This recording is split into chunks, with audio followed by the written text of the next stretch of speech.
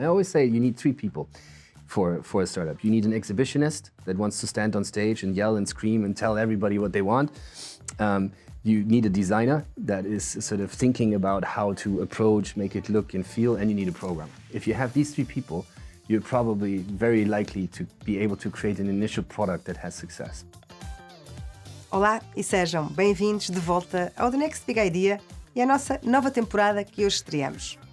Uma pessoa para dizer o que a empresa faz melhor do que ninguém, outra para desenhar o produto ou o serviço e outra para programar. É tudo o que uma startup precisa para arrancar, nas palavras bem-humoradas de Simon Schaefer, o alemão que lidera a Startup Portugal. Se a startup for europeia, precisa também de contar com políticas públicas que promovam a inovação e o crescimento, nomeadamente quando a Europa se compara com os Estados Unidos e a China. O Startup Nation Standard foi criado para dar resposta a estes desafios. E é esse o tema da conversa que tivemos com Simon Schaefer, um dos pais do projeto pensado para dar escala às startups europeias. What's important to know about the Startup Nation Standard is that it was crowdsourced, so there was a lot of contributors. And I've been working with the European Commission since, I believe, 2013 or 2012. But we had a lot of surrounding parameters that didn't really understand startups and entrepreneurship and are in need of moderation. The European Commission has a definition of what's called the triple helix. It's the established industry, academia, and policymakers. And now if you add startups to that mix, which are these, move fast, break things, terrible, wearing hoodies, and not eating pizza all day, and not caring much about what they touch and who they touch and how, you realize that there's a lot of moderation necessary, and that really, ultimately, the framework for success is designed by politics.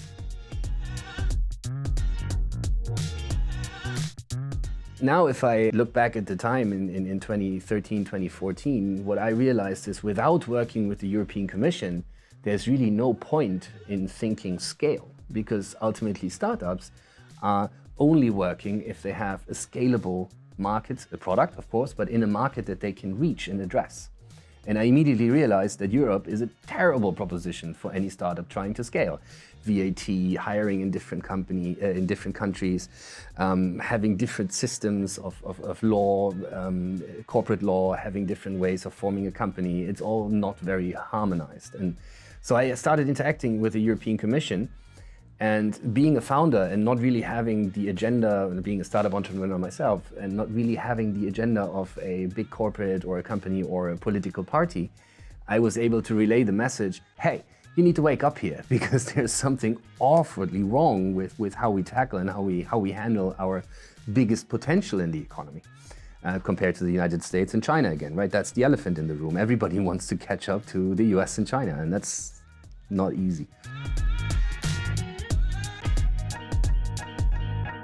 The Commission themselves came up with the idea to say, hey, why don't we turn this around, and why don't we say, if you want to call yourself a startup nation, you actually have to abide by these 8 standards. And I thought, wow, that's a phenomenal idea, because you're turning it around. You're not making it a mechanism of law and abiding to, it's not top down. It's like, you want to be a startup nation? All right, this is what you have to do.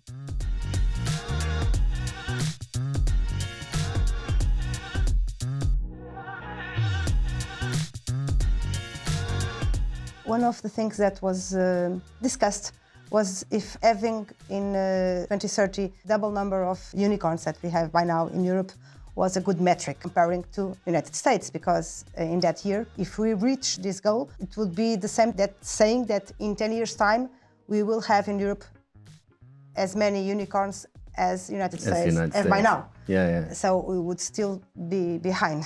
Yeah. Why did you choose this metric, and how do you comment on this delay that we would still have if this is our goal by now? There's challenges with some of the formulations, which is probably, that's one of the advantages and disadvantages of Europe. It's always about compromise, right?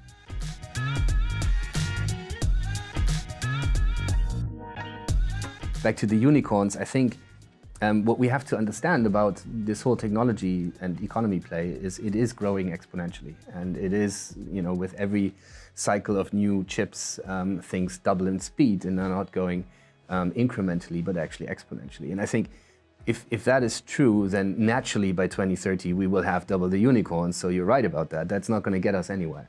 And I think what we have to solve for is the X. We have to understand what is this sort of growth dynamicism looking like for others, and what does that mean for us?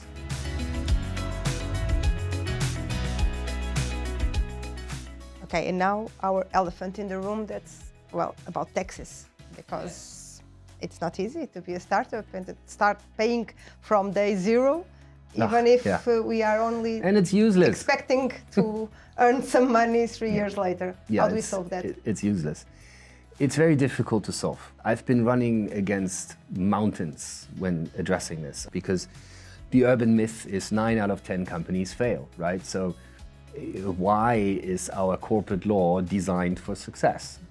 As soon as you found a company, and great, we're trying to do that in a day now, and we're trying to do it for less than 100 euros, but if it takes a week and costs you several thousand euros, and then you're not successful because your idea didn't work, and then you can't close it, and it's going to take you 2 years to close, why would you start in the first place?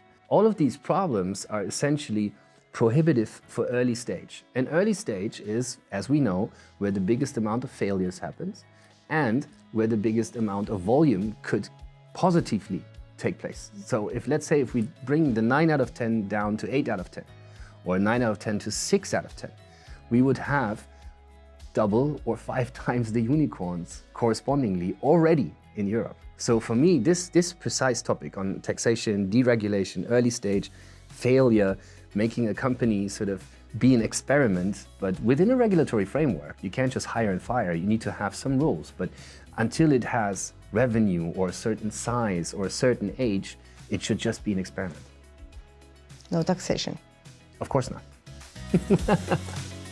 A entrevista completa ao presidente da Startup Portugal pode ser vista na nossa newsletter Next, enviada todas as segundas-feiras e a que podem aceder a partir do QR Code que mostramos neste ecrã. E a startup que hoje apresentamos nasceu numa conversa do WhatsApp e acabou por se tornar um negócio 2 meses antes do início da pandemia. Chama-se Dona Rosa e é uma plataforma de lavandarias que iniciou o negócio em Lisboa, mas com os olhos postos no mercado internacional. A Dona Rosa não é uma lavandaria, recolhemos a roupa suja e entregamos a roupa tratada pelas lavandarias aos nossos clientes. E porquê Dona Rosa? Porque Dona Rosa é um nome tradicionalmente português e, para além disso, tem um cunho pessoal, porque foi o meu sócio Tomás que inventou esta alcunha há muitos anos, porque eu tenho a mania das limpezas. Quando fazia jantares ou convívios lá em casa, estava sempre a arrumar as garrafas de cerveja, os copos de água ou os comandos de televisão, e aí o Tomás dizia sempre: olha, lá vem a Dona Rosa. As vantagens da Dona Rosa são não só o horário extremamente flexível das 16 horas até às 24, que abrange todas aquelas pessoas que acabam de trabalhar mais tarde, mas também o facto de as pessoas não terem que se deslocar, não terem que preencher formulários das próprias lavandarias ou telefonar às lavandarias para agendar uma recolha e uma entrega. Os nossos clientes só têm que fazer o download da app, registar-se e perceber se já abrangemos a sua área de residência. Após fazer o pagamento, só tem que agendar a recolha, a Dona Rosa trata de recolher a sua roupa e 48 horas depois entregamos a sua roupa tratada pelas nossas lavandarias parceiras. Todos os nossos preços estão disponíveis na app e são bastante competitivos. Temos vários serviços distintos, desde engomar, a lavar, secar e dobrar, lavar e engomar, limpeza a seco, limpeza de carpetes e de cortinas. E todos estes preços já incluem recolha e entrega ao domicílio. A médio prazo, o nosso objetivo é internacionalizar a nossa marca Dona Rosa e estar presente em grandes cidades, grandes metrópoles dos vários países do mundo. Uma história cheia de cor que nos vai acompanhar nas próximas emissões do The Next Big Idea. Os materiais são um reaproveitamento do Lichen e que é o cenário produzido pela Green Area, com quem temos o prazer de colaborar nesta temporada. Fiquem bem e tenham uma boa semana.